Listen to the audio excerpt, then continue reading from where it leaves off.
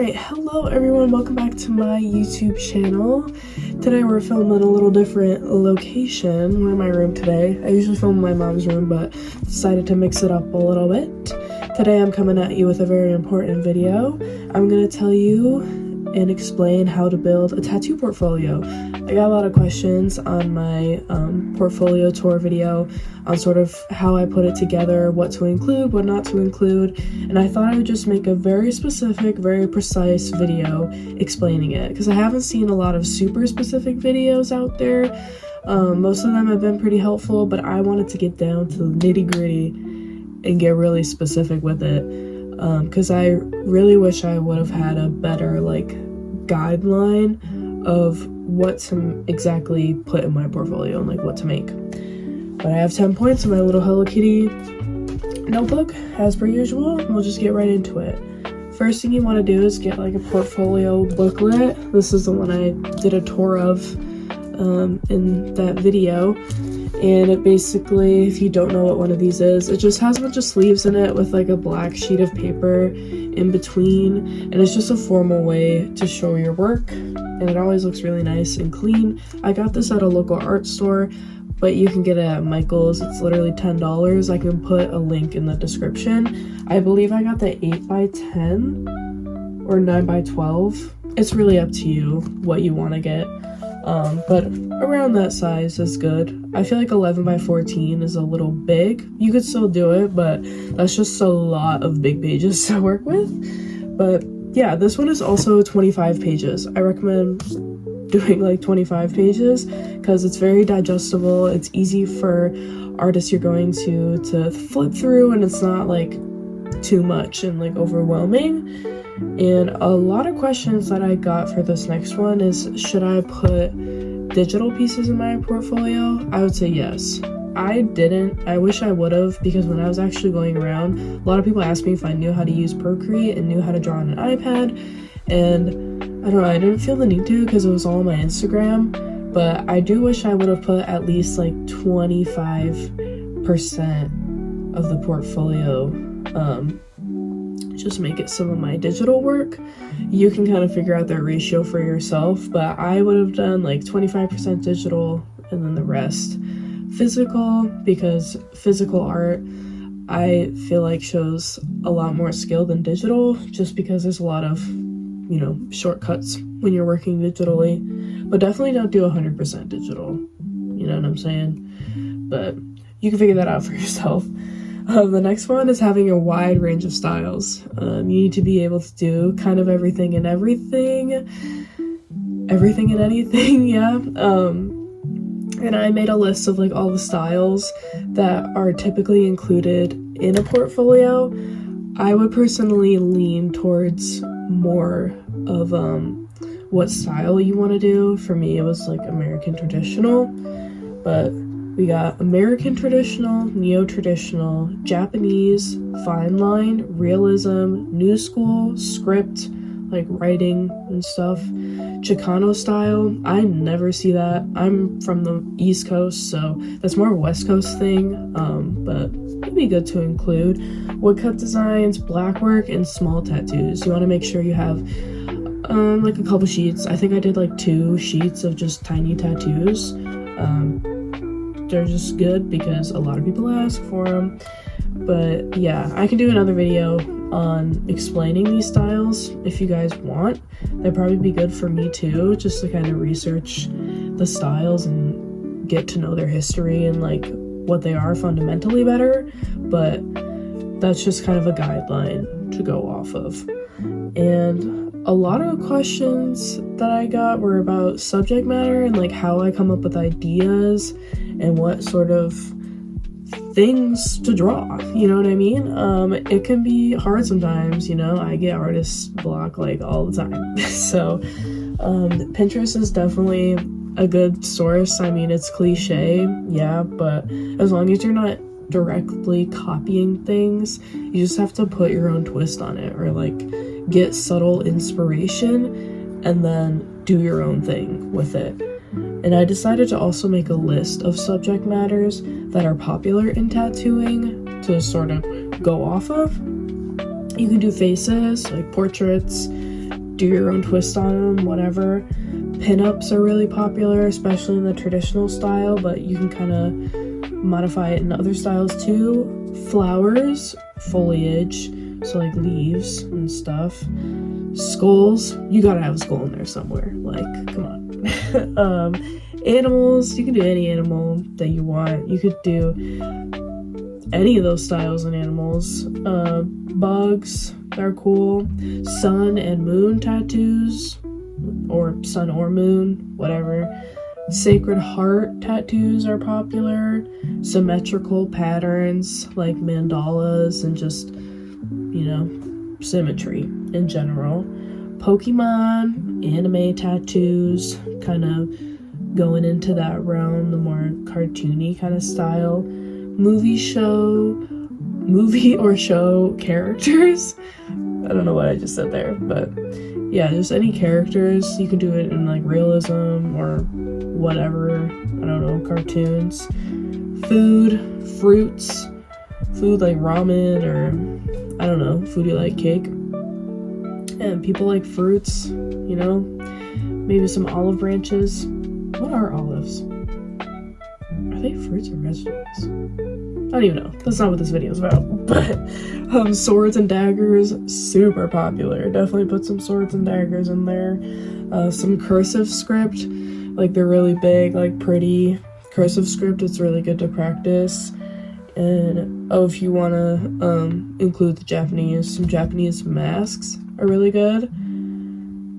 Yeah, the list could go on, but I think this is a good like general idea, you know what I mean? But that's that on that. You want to do how many you should do of each style. I kind of gave myself the idea of maybe doing like 3 at least, you know? Like I would try, let's see, look at my portfolio. Like these are kind of big, so I only did 2 on each page. You know what I'm saying? You also want to do like full flash pages. These are the tiny tattoos I was talking about. You want to do like the entire pages like with the border as well. I just think they look really good. I mean, you don't have to, but it definitely looks real professional, I think. But you can also just do it like this, like clippings of your art, you know what I mean? But yeah, just at least like 3 of each style. Looking at this, it looks like I can only fit like maximum 3 designs, maybe 4 on a page, but that depends on the size. And that was the next thing I wanted to get into. Have a wide range of sizes, small, ones that take up the whole page, ones that fit 2 on a page. You just want to show that versatility, that you can do any sort of size and style, obviously. Using a light box is really helpful. This is mine. It's so old and crusty. I literally got it from Five Below, I think in like 2019 or something. It's still been kicking. It's been doing a good job. I don't know if they still have these there, but you can get them on Amazon for like 10 bucks. They're really cheap. And they make such a big difference. If you've never used a light box before, let's see if I can plug it in. Oh yeah, I have the plug.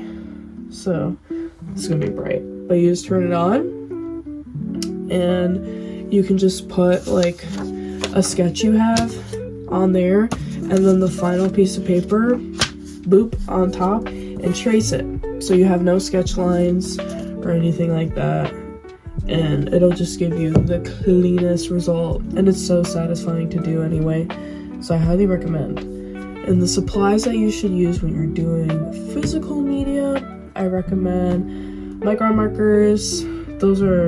I love those markers, they're so good. Sharpies are good too though, they bleed a little more, but still good. Color pencils, watercolor, acrylic, and ink. Ink, especially if you're doing American traditional, that's just what was commonly used when making flash. You can modify the supply list as needed, but this is just what I used, except the ink. Haven't really gotten into ink, but definitely want to make some traditional flash. Oh, and ballpoint pen. Ballpoint pen is really good. Work on some like whip shading with ballpoint pen. It's kind of it kind of replicates tattooing in a way. They even have like the tattoo cartridges that have the ballpoint pen. I used one before, I really liked it, but the ink was like dry. So I literally drew like one thing and then it was dry, but they were kind of old, so I definitely want to invest in them again. But yeah, using the ballpoint pens for drawing is good. And also obviously make tattoo designs, but include your personal art as well. In mine, I think I put them towards the end. You can put them wherever, but I included, I only really did two. I did 2 pieces of like just art, just to kind of show like even more of my creativity, because it's just nice to see, you know. I don't know. I don't really know why they like to see it, but it's cool to include, you know. And my last and final thing is to make sure you have an intro and an outro page. So like I did my name and like tattoo portfolio. And a lot of people will put their Instagram or their contact info in there. I made little, like my own little business cards to give out to people.